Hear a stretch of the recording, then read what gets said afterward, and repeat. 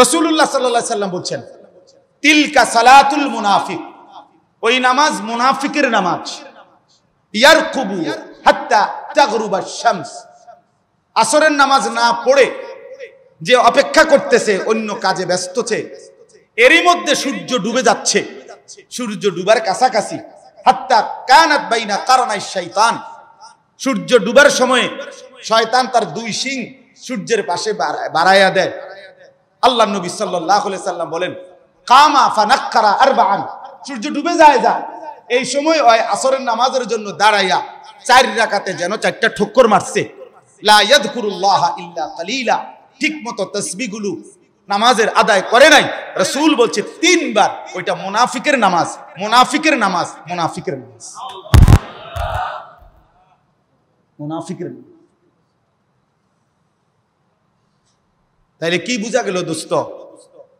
নামাজের মধ্যে যে অবহেলা করে, অলসতা করে, পিছায় ফেলে, পরে ঠিক, কিন্তু বেরাত লাগাইয়া, মানে একবার শেষ মাথাত নিয়া, সে নিকৃষ্ট জেনারেশন। 2 নম্বর তাফসীর হলো, নামাজের মধ্যে 4টা জিনিস আছে, কিছু ফরজ, কিছু ওয়াজিব, কিছু সুন্নাত, কিছু মুস্তাহাব। এই নামাজের ফরায়েজ ওয়াজিবাত, এগুলো যে নামাজের আরকান আহকাম যেগুলো, এগুলো যে ঠিক মতো আদায় করে, নামাজের রুকু, নামাজের সেজদা, নামাজের ওয়াজিবাত গুলো, নামাজের ফরজ গুলো ঠিক মতো আদায় করে না, তাফসীরের মধ্যে লিখছে সে তার নামাজকে নষ্ট করে। তাইলে রুকু দিয়া যারা নামাজের জন্য সোজা হইয়া দাঁড়ান না, আপনি যেন আপনার নামাজ নষ্ট করে দিলেন। সেজদা একটা দিয়া, একটু মাথা আলগি দিয়া আরেকটা মারে সেজদা, এমন ভদ্রলোক নাই? ওই তার নামাজ নষ্ট করে দিছে। তাফসীরের মধ্যে লিখছে হযরত হুযায়ফা রাদিয়াল্লাহু তাআলা আনহু, তিনি একদিন এক লোককে, সাহাবী হুযায়ফা, যার নাম একটু আগে একবার বলছি, তিনি একজন লোককে দেখছে ওনার সামনে, সে নামাজ পড়ছে। নামাজ পড়ার পরে উনি তাকে ডাক দিয়া বলছে, এই যে এখন তুমি যেভাবে নামাজ পড়লা, এভাবে যে কত বছর ধরে নামাজ পড়ো? তাফসীরে মাআরিফুল কোরআনে এখন গিয়ে দেখেন আছে লেখা। উনি জিজ্ঞেস করলেন, তুমি এভাবে আজকে কতদিন নামাজ পড়ো? সে বলছে, আজকে 40 বছর আমি এভাবেই নামাজ পড়ি। আল্লাহর কসম, হযরত হুযায়ফা সাহাবী বললেন যে শোনো, তুমি শুনে নাও, এ কথা নিশ্চিত গত 40 বছর তুমি কোনো নামাজ আদায় করো নাই। সরাসরি তাফসীরের মধ্যে আছে, গত 40 বছর তুমি কোনো নামাজ আদায় করো নাই। ইয়া আইয়ুহাল্লাযীনা আমানু আলাইকুম আনফুসাকুম, কোরআনুল কারীমের মধ্যে আছে, আল্লাহ তাআলা বলেন, হে ঈমানদারগণ, তোমরা সকলেই প্রত্যেকেই নিজেকে মজবুত ভাবে আঁকড়িয়ে ধরো। আলজিমু আনফুসাকুম, তোমাকে তুমি ধরো, তোমাকে তুমি ধরো। আল্লাহ বলছে তোমাকে তুমি ধরো, আর কিছু করতে না পারো, নিজেরে নষ্ট করো, নিজেরে বরবাদ করো। ওয়ালা তুলকু বিআইদিকুম ইলা তাহলুকা, কোরআনুল কারীমে আল্লাহ তাআলা বলছে, বান্দা নিজেকে নিজে ধ্বংসের দিকে ঠেলে দিও, নিজেকে নিজে বরবাদ করে দাও, এত বড় ক্ষতি নিজের করো না। আল্লাহ তাআলা বলছে, ইয়া আইয়ুহাল্লাযীনা আমানু কু আনফুসাকুম ওয়া আহলিকুম নার।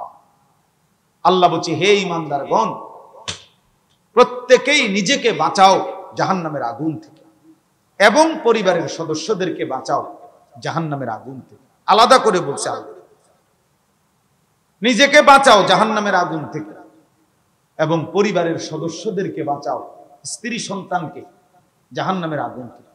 আলাদা করে বলার উদ্দেশ্য হলো, কখনো পরিস্থিতি এমন হইতে পারে যে তোমার হাজার চেষ্টার পরেও তোমার স্ত্রী, তোমার সন্তান আল্লাহর পথে আর আসলো না, তো আল্লাহ তাআলা বললেন, ওই মুহূর্তে তোমার ঘরেও যদি স্ত্রী সন্তান তোমার পরিবর্তন না হয়, আল্লাহর দিকে ফিরে না আসে, জাহান্নাম থেকে বাঁচতে না চায়, তো কমপক্ষে নিজেকে একা হলেও বাঁচাও, একাই তুমি বাঁচো, একাই নিজেকে বাঁচাও। তাইলে আল্লাহ তাআলা এই জন্য কথাটা আলাদা করে বলছে। কু আনফুসাকুম আলাদা বলছেন, ওয়া আহলিকুম আলাদা বলছেন।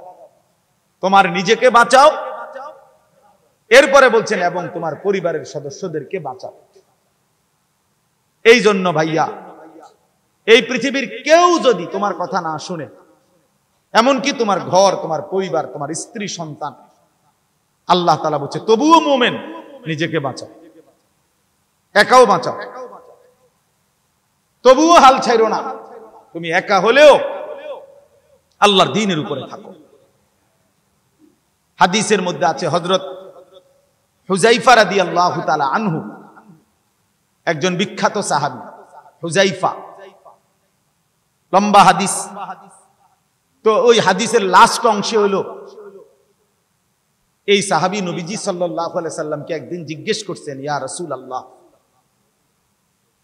যদি আমি জীবন চলার পথে কখনো আমার অবস্থা এমন হয় যে আল্লাহর দ্বীনের উপরে চলার জন্য আমি আমার সাথে আর কাউকে পেলাম না, কেউ নাই আর আমার সাথে, সবাই গুনাহের মধ্যে লিপ্ত, আমি যদি এরকম কোন পরিস্থিতিতে একাকী হয়ে যাই, তখন আমি কি করব?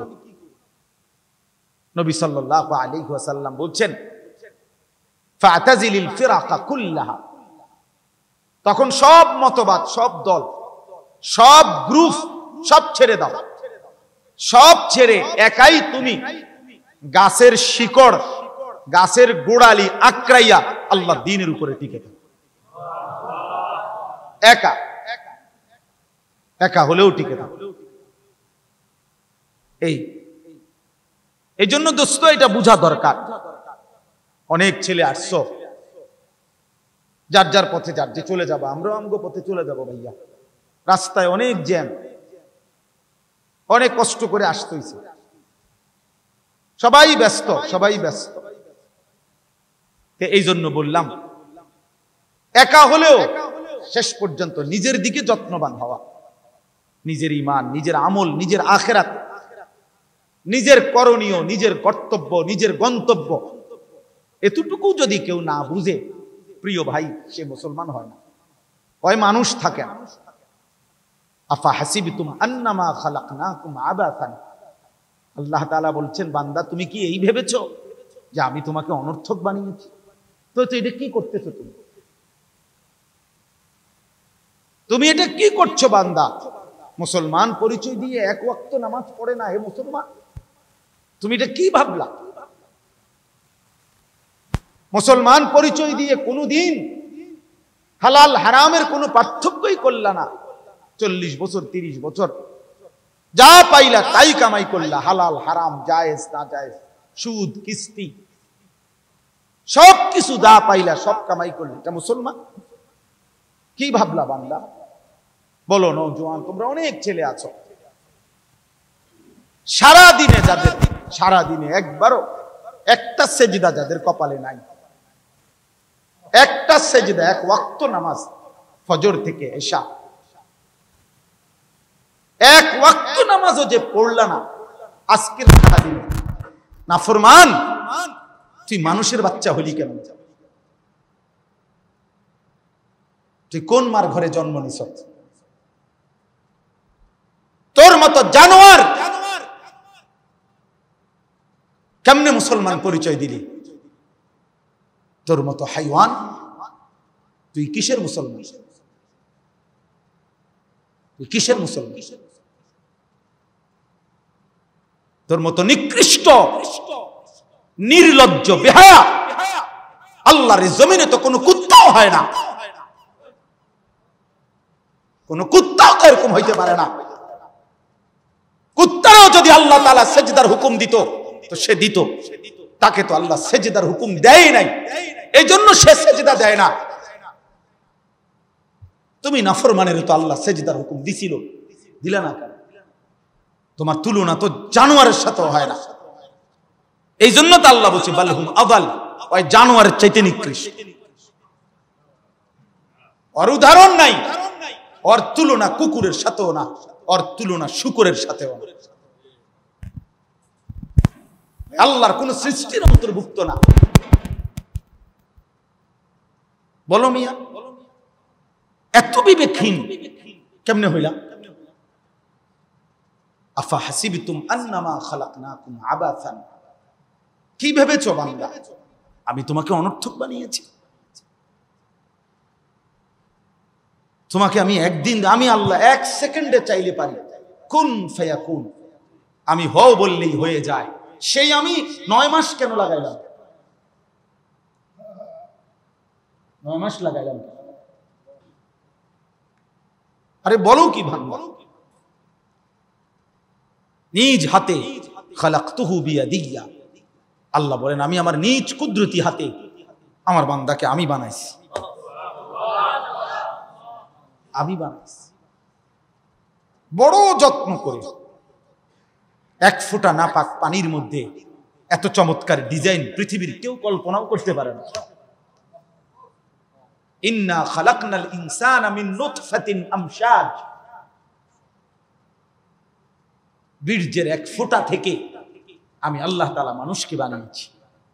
এত সুন্দর চমৎকার নাক, কান, ডিজাইন। কোন পানির 1 ফোঁটার উপরে, 1 ফোঁটা পানির মধ্যে কেউ কোনো ডিজাইন করুক, কি দিয়ে করবে? পানির উপরে ডিজাইন করে কেমনে? আবার রব্বুল আলামিন বলে সেই পানির নাপাক ফোঁটা দুর্গন্ধযুক্ত, আমি তার মধ্যে এমন সুন্দর একটা ডিজাইন করেছি।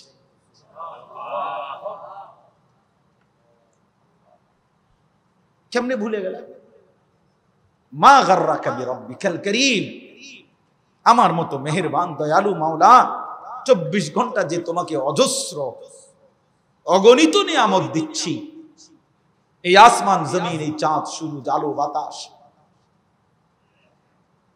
1 সেকেন্ড বান্দা এই বাতাস বন্ধ করে দিলে তুমি নিশ্চিহ্ন হয়ে যাবা। তুমি এই পৃথিবীতে নিঃশ্বাস ত্যাগ করে মৃত্যুবরণ করবা। একটা নিঃশ্বাসের জন্য তুমি এতটা মুখাপেক্ষী আমি আল্লাহর কাছে, সেই আমাকে একটা সেজদা দিবা না? সেই আমাকে একবারও ডাকবে না? আফসোসের প্রিয় ভাই, আসলে আমি নিয়ম মাফিক বয়ান করতে পারি না। আমার ভাই, আমাদের অনেক আদরের ইউসুফ বিন ইকবাল, সে চমৎকার বলতে পারে। কোনো একটা বিষয় নিলে আলহামদুলিল্লাহ সে চমৎকার এটার ভাঙ্গা ভাঙ্গা বুঝাইতে পারে। ওই বিষয়ের যত কিছু আছে সব সে বলতে পারে, যার কারণে আমরা নিজেরাও তার বয়ান শুনি। আলহামদুলিল্লাহ, বাস্তবিক অর্থেই মহব্বত করি তাকে, দিল থেকে মহব্বত করি। কিন্তু আমি এগুলো কইতারি, আগে যাও চেষ্টা করতাম, এখন আর পারি। এত ছেলে দেখলে আমার মাথা গরম হয়ে যায়। হাজিব ব্যাপার। হায় হায়, এই ছেলেগুলো যদি সবগুলো এশার নামাজ পড়তো কেমন সুন্দর হতো। তোমরা যদি মাগরিবের নামাজ পড়তা কেমন সুন্দর হইতো। বেঈমান কি পরিমাণ ভয়ে কাঁপতো যে হায় মুসলমানের যুবক মসজিদে ঢুকে গেছে, মুসলমানের বিজয়ের পতাকা উড়ে গেছে, উড়ে গেছে। আমার কাছে এই মাওলানা ইউসুফ আমার একটা বই দিছে, 4টা বই দিছে সুন্দর, হজ্জের আগে। আমি হজ্জের সফরে তার বইগুলোই পড়ছি, এখনো আছে গাড়ি। তার মধ্যে একটা বই দিছে আযমু শাবাবিন ফিল ইসলাম। ওই বইতে স্পষ্ট আছে যে রাসূলুল্লাহ সাল্লাল্লাহু আলাইহি সাল্লামের নবুয়তের 23 বছরে, খোদার কসম বন্ধু, নবীজির 23 বছরের নবুয়তের জীবনে সবচেয়ে বেশি সহযোগী ছিল নবীজির যারা, অহুম শাবাব, ওরা যুবক, অহুম শাবাব আল্লাযীনা নাসারুর রাসূল সাল্লাল্লাহু আলাইহি ওয়াসাল্লাম, অহুম শাবাব। হযরত আনাস ইবনে মালিক রাদিয়াল্লাহু তাআলা আনহু 10 বছরের নবীর খাদেম সাহাবী, উনি বলছে কুন্না নাগজু মা রাসূলিল্লাহ সাল্লাল্লাহু আলাইহি ওয়াসাল্লাম ওয়া নাহনু শাবাব, আমরা রাসূলের সাথে যুদ্ধ করতাম আর আমরা ছিলাম সব যুবক। নবীজির সাথে যুদ্ধের ময়দানে আমরা যেতাম আর আমরা ছিলাম ওয়া নাহনু শাবাব, আমরা সবাই ছিলাম যুবক, সবাই ছিলাম নওজোয়ান। এজন্য দোস্ত, এটাই মূল কথা। তোমরা একটা প্রজন্ম, তোমরা একটা জেনারেশন। এই মুহূর্তে যার বয়স 12, 14, 16, 18, 20, 25, 30 এরকম, তো তোমরা এই সময়ের প্রজন্ম, এই জেনারেশন, তোমরা এই জেনারেশন। তো এই জেনারেশন বর্তমান আধুনিক গবেষকরা এদেরকে এখন যাদের বয়স 12, 13 উপরে তাদেরকে জেন জি বলে। এই জেনারেশনকে বলে জেনারেশন জেড। আর 12, 13 নিচে যাদের বয়স এরা আলফা জেনারেশন। তো এটাও গবেষকরা, আধুনিক শিক্ষিতরা এটা ভাগ করছে। তো মূলত তোমরা একটা প্রজন্ম, তোমরা একটা জেনারেশন। এই কাছাকাছি তোমরা সব 2 বছর 4 বছরের ব্যবধান, 3 বছর 5 বছরের ব্যবধান। এই তোমরা যারা কিশোর যুবক, তোমরা একটা জেনারেশন, একটা প্রজন্ম। আর একটি প্রজন্ম মানে একটা জেনারেশন 2 রকম হয় আরবিতে। একটা হলো খালফুন, আর একটা হলো খালাফুন। একই শব্দ, শুধু উচ্চারণের মধ্যে একটু ভিন্নতা। মাঝখানে একটা লাম আছে, এই লামটার মধ্যে যদি সাকিন হয় তাহলে হলো খালফুন, আর যদি লামের মধ্যে জবর হয় তাহলে হলো খালাফুন। আরবি শব্দ এই খালফুন, যদি লামের মধ্যে যদি জবর সাকিন হয়, জজম হয়, তাইলে হয় মন্দ প্রজন্ম, নিকৃষ্ট জেনারেশন, মন্দ প্রজন্ম। আর যদি হয় খালাফুন, লামের মধ্যে জবর, ইয়াহমিলু হাদাল ইলমা মিন কুল্লি খালাফিন উদুলুহু, এই খালাফ লামের মধ্যে জবর, তাইলে হয় উত্তম প্রজন্ম। তো কোরআন এবং সুন্নাহর মধ্যে আল্লাহ তাআলা এবং নবীজি সাল্লাল্লাহু আলাইহি সাল্লাম একটি প্রজন্মের, একটি জেনারেশনের উত্তম কারা এটাও বলছে। কোরআনুল কারীমের মধ্যে আল্লাহ তাআলা নিকৃষ্ট প্রজন্ম কারা, মন্দ উত্তরসূরি, নিকৃষ্ট জেনারেশন কারা, এটাও আল্লাহ তাআলা বলছে।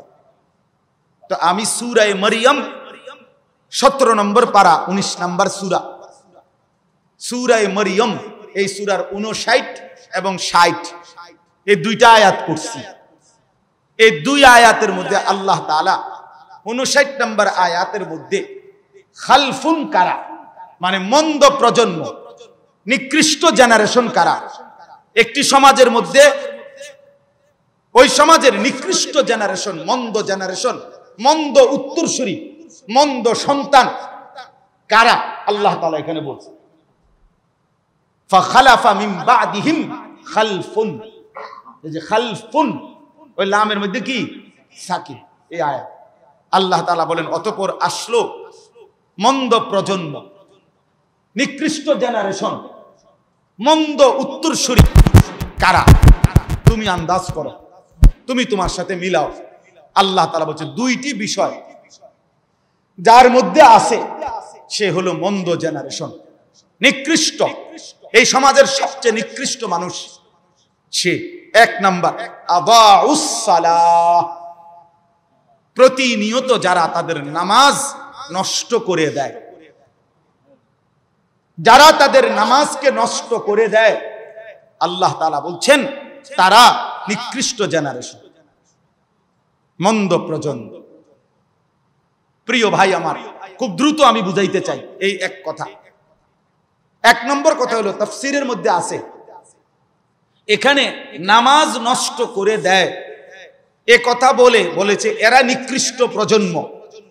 এ কথার দ্বারা উদ্দেশ্য এটা নয়, তাফসীরে লিখছে যে এর দ্বারা এটা উদ্দেশ্য নয় যারা নামাজ পড়ে না, নামাজ ছেড়ে দেয়, তাদেরকে উদ্দেশ্য করা হয় নাই, বরং নামাজ পড়ে এরকম একটি গ্রুপকে বলা হয়েছে যারা নামাজকে নষ্ট করে দেয়। অর্থাৎ যারা নামাজ পড়ে না, আল্লাযীনা তারাকুস সালাহ, টোটালি নামাজ যারা ছেড়ে দিছে, তারা প্রজন্মের উত্তম তো না, নিকৃষ্ট না, তারা কোনো জেনারেশনে না, তারা কোনো মানুষে না, তারা কোনো কিচ্ছু না, এর কোনো গণাতে ধরে না। ওই প্রথমেই বা গণাত ধরছে, ওরে নিকৃষ্ট হিসেবে বলতে চাইছে আল্লাহ এখানে যারা তাদের নামাজকে নষ্ট করে দেয়।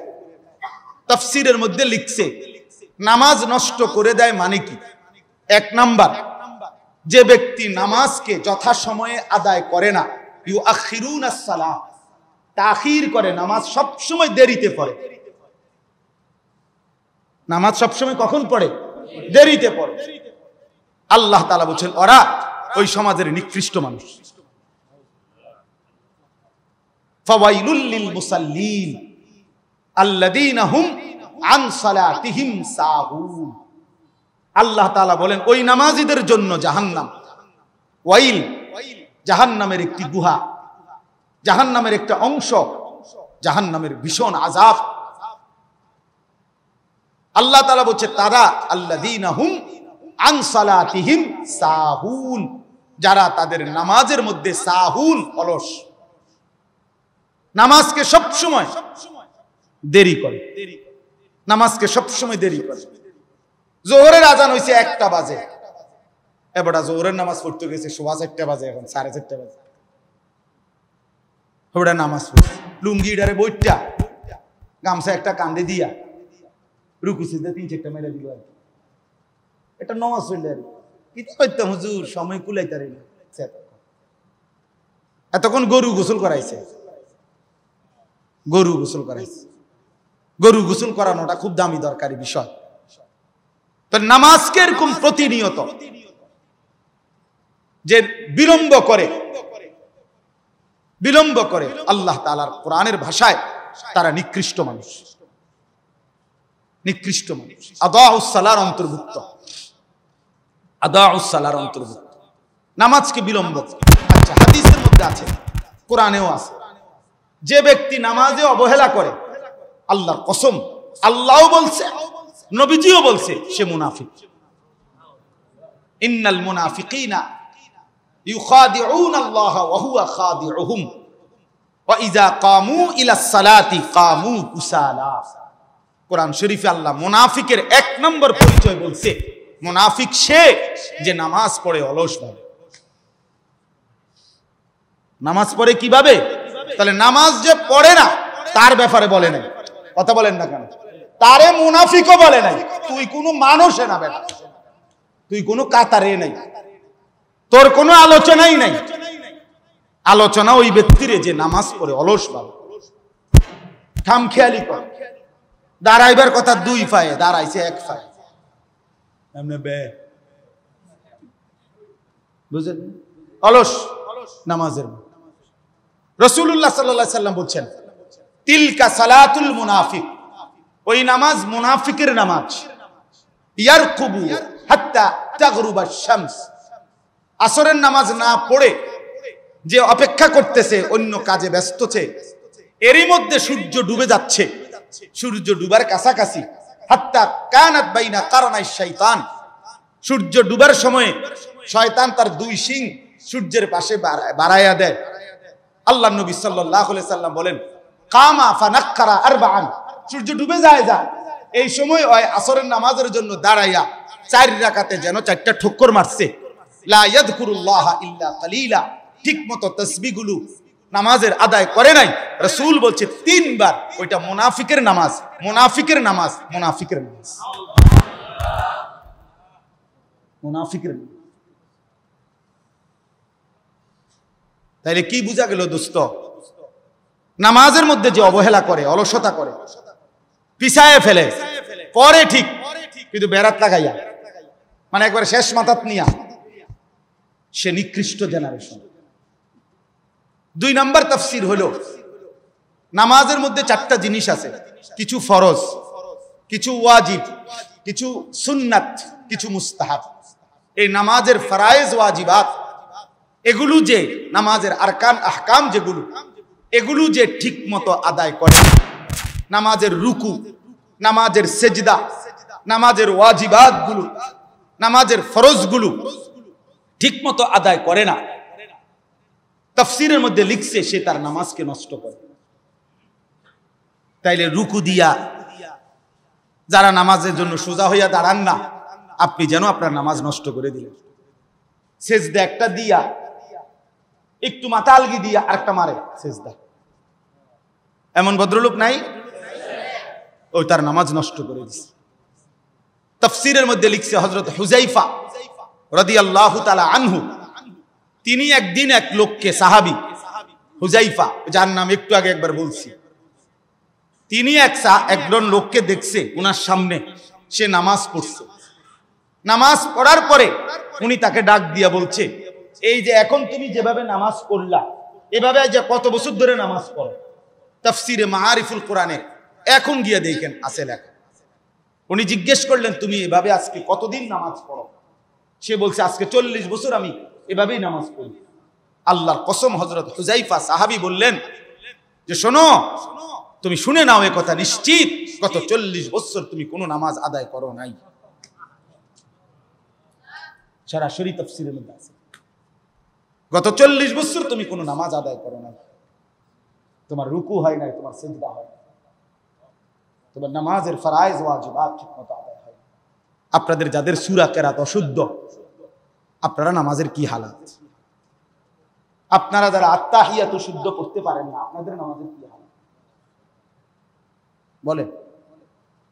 আপনারা যারা দোয়ায়ে কুনুত, দোয়ায়ে মাসুরা ঠিকমতো পড়তে পারেন না, 60 বছর পার হয়ে গেছে, 40 বছর, 30 বছর, কোনোদিন ভাবলেনও না একজন মুসলমান চাইলে 30 বছরে তার এই কদ্দুর সূরা কেরাত শুদ্ধ হবে না। কোরআন শরীফ এত কঠিন না, এত কঠিন হইলে আল্লাহ তাআলা এটা পড়তে দিত না। এটা সহজ ছিল। ওয়ালাকাদ ইয়াসসারনাল কোরআন, আল্লাহ বলছে আমি কোরআনকে সহজ করে দিয়েছি, লিযিকরি, বুঝার জন্য, শেখার জন্য, অনুধাবন করার জন্য। অতএব আপনি ইনসাফ করেন। বয়স্ক বাবা যারা আছেন, বাবা আপনাদেরকেও বলি, কিশোর যুবক ভাই তোমাদেরকেও বলি, প্রিয় ভাই, যারা নামাজের এই আরকান, আহকাম, নামাজের ফরআইজ ওয়াজিবাত, আদাব, শারায়েত ঠিকমতো আদায় করে না, তারা নামাজ নষ্ট করে, তারা নিকৃষ্ট মানুষ, খালফ, মন্দ প্রজন্ম। 3 নাম্বার হলো তাফসীরে আছে, যে ব্যক্তি নিয়মিত জামাত তরক করে, নামাজের জামাত কি করে? তরক করে, জামাত ছেড়ে দেয়, নামাজ জামাতে পড়ে না, ওই ব্যক্তিও নামাজকে নষ্ট করে। সেও মন্দ জেনারেশন, সেও নিকৃষ্ট মানুষ। এখন যাদের এই ত্রুটিগুলো আছে, তারা এই ত্রুটিগুলো ঠিক করেন। আর প্রিয় ভাই, তোমরা যারা টোটালি নামাজ পড়ো না, এবার তুমি বলো, তুমি এই সমাজের আল্লাহর সৃষ্টি মানুষের মধ্যে কোন আইটেমে পড়লা? তুমি তালাশ করো। আমি তোমারে খুঁজে পাইলাম না, আমি তোমারে মানুষের কোন কাতারে খুঁজে পাইলাম না। উত্তম প্রজন্ম তো নাই, নিকৃষ্ট জেনারেশনও না, তুমি মানুষ না, মানুষের জাত না,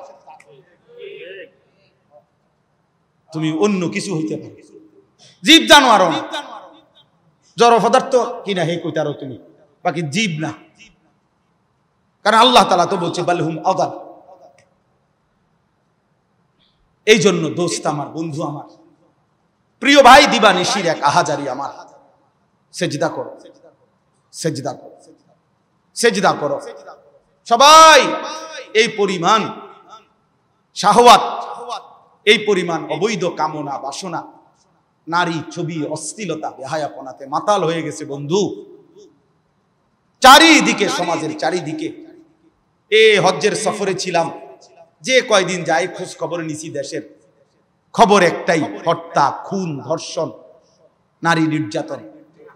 আর সবচেয়ে আশ্চর্যের কথা হলো, আমি মনে হয় আমার এই ছোট্ট হায়াতে গত 30 বছরে আমি যেই কথাটা এতবার শুনি নাই, গত 2 মাসে বারবারই শুনি চারিদিকে পরকিয়া।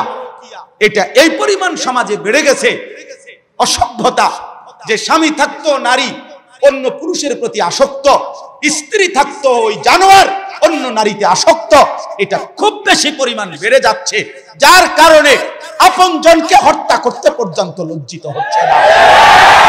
চাইতে বড় আশ্চর্য, আশ্চর্য, বাংলাদেশে এর চাইতে বড়, এর চাইতে দুর্ধর্ষ হত্যার ঘটনাও 2 দিনে কি হয়ে যায় খবর বোঝা যায়। কিন্তু এখানে কেন বোঝা যাচ্ছে না? বোঝা যাচ্ছে এটা স্পষ্ট, আপনজনের এটা ধামাচাপা দেওয়ার জন্য সব রকমের প্রসেসিং করা হচ্ছে, সব প্রসেসিং করা হচ্ছে। অসহায় ইমাম মুয়াজ্জিনকে বেইজ্জতি কেউ করতে পারে নাই, কোন আলেমে দ্বীন ইনশাআল্লাহ বেইজ্জতি হবেও না ইনশাআল্লাহ। মনে রাখি, মনে রাখি। গতকালকে রাত্রেও আমাদের কুমিল্লায় গত 3 মাস আগে একজন আলেমে দ্বীনকে একজন প্রিন্সিপাল বেইজ্জতি করছিল, অপমান করে সামান্য অজুহাতে মসজিদ থেকে বিদায় করে দিছিল। ওই কলেজের ছেলেরা গতকালকে রাত্রে ওই মসজিদের ভিতরে ঢুকাইয়া 9 ঘন্টা আটকাইয়া তার হাতে ছাত্রদের উপস্থিতিতে তারে পদত্যাগ পত্র দিয়া ঘাট ধরে কলেজ থেকে বের করে দিয়েছে। আল্লাহ তাআলা বেইজ্জতি করে দেখায় দিয়েছে। ছাত্ররা বলছে, স্যার সই দেন, আপনারে 50 টাকা দিন। মানে 50 টাকা, 100 টাকার লোভ সামলাইতে পারেন নাই, নেন পদত্যাগ পত্র, সই দেন। এজন্য দোস্ত, নারীর আসক্তি, জিনা, ব্যভিচার, পরকীয়া, অসভ্যতা, যুবক ভাই তোমরা বাঁচতে হবে। নওজোয়ান, আল্লাহ যদি হায়াত দেয় তোমরে, আগামী সময়টা তোমরা তো পৃথিবীতে থাকতে হবে। এই সমাজ, এই দেশ তো আলাদা করতে পারতা না, তুমি তো এই জমিন ছেড়ে দিতে পারতা না বন্ধু। সম্পদ যদি হয়, তোমরা সব ছেলে তো একসাথে চাঁদের দেশে যাইতে পারতা না, আরেকখানে যাইতে পারতা না। এই সমাজ নিয়ে বাঁচতে হবে, এই দেশ, এই মাটি, এই এলাকা নিয়ে তো তোমাদেরকে বাঁচতে হবে ভাইয়া। তাহলে এই সমাজ যদি তোমরা এভাবে নষ্ট করে দাও, তোমরা যদি সবাই বেনামাজি হয়ে যাও, নারী, ছবি, মোবাইলের অশ্লীল দৃশ্য ছাড়া যদি তোমাদের রাত না কাটে, দিন না কাটে, আগামী 20 বছর তোমরা সমাজ, তোমার অঞ্চল, তোমার ঘর পরিবার নিরাপদ থাকবে কেমনে? বাঁচবা কেমনে? চলবা কেমনে? চলবা কেমনে বলো ভাইয়া? 9 বছরের বাচ্চা মেয়ে যদি নিরাপত্তা না পায়, আমার সমাজ কি পরিমাণ অশান্ত হয়ে গেছে। হ্যাঁ, কেমনে বাঁচবা ভাই? তোমারও তো বোন আছে, তোমারও তো ছোট্ট বোন আছে, তোমারও তো ছোট বোন আছে, তোমার বোনেরও তো নিরাপত্তা দরকার। তুমি তো এই সমাজ থেকেই, এই পৃথিবী থেকেই কোনো না কোনো নারীকে বিয়ে করবা, তারও তো চরিত্রের পবিত্রতা দরকার, দরকার না? তো কেমনে মিলবে ভাইয়া? কেমনে মিলবে? সবাই যদি এমন চরিত্রহীন হয়ে যাও, নারী ছাড়া, ছবি ছাড়া, মোবাইল ছাড়া, উলঙ্গ দৃশ্য দেখা ছাড়া তোমাদের রাত কাটে না, দিন কাটে না, আমার সন্তানরা কেমনে আগামীর পৃথিবীতে তোমরা বাঁচবা ভাইয়া বলো? তোমাদের অনেক ছেলের চেহারা দেখলেই তো বোঝা যায়, কতদিন হয় নামাজ পড়া নাই, কতদিন হয় মালিকরে একটা সেজদা দেওয়া। চুল নিয়ে এত ব্যস্ত হয়ে গেলা কেন? চুলের ফ্যাশনের উপরে এত অস্থির হইলা কেন? কে দেখে তোমার চুল? কীর্ত দেখে? কারে দেখাও এসব চুল? মানুষের আর কাজ নাই, মানসি বুঝি বইয়া বইয়া তোমার চুল দেখবে। তুমি যে সারাদিন চুল নিয়ে ব্যস্ত, শরীর পূজা, দেহের পূজা এভাবে করছো কেন? সারাক্ষণ বুঝি এই শরীর, এই দেহ, এটা নিয়েই ব্যস্ত হয়ে গেল। সারাক্ষণ একটা নারী বুঝি, একটা নারী, একটা ছবি, একটা বেডি, একটা উলঙ্গ দৃশ্য, এর জন্যই পৃথিবীতে আসা। এই রাত দিন বুঝি মোবাইলে দেখবা, ছবি দেখবা, নারী দেখবা, সারাদিন বুঝি নারীর জন্যই পৃথিবীতে আসা। তোমার আর কাম নাই, আর কোনো উদ্দেশ্য নাই দোস্ত আমার। ঠিক হলো না, ঠিক করলা না ভাইয়া, ভালো করলাম। আমি অনুরোধ করলাম, আমার কথা শেষ।